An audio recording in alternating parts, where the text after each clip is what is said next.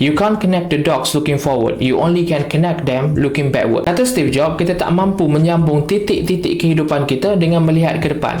Kita hanya akan memahaminya apabila kita menoleh ke belakang. Dalam psikologi existential, manusia ni dia selalu mencari makna. Tapi makna tu bukanlah sesuatu yang kita boleh cipta sekarang.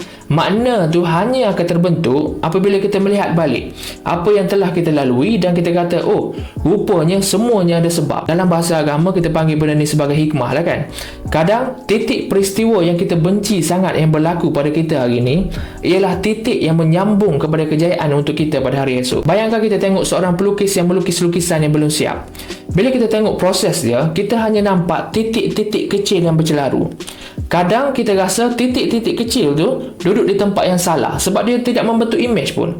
Tapi bila lukisan itu siap, barulah kita sedar setiap titik adalah penting, termasuklah titik yang tadinya kelihatan salah.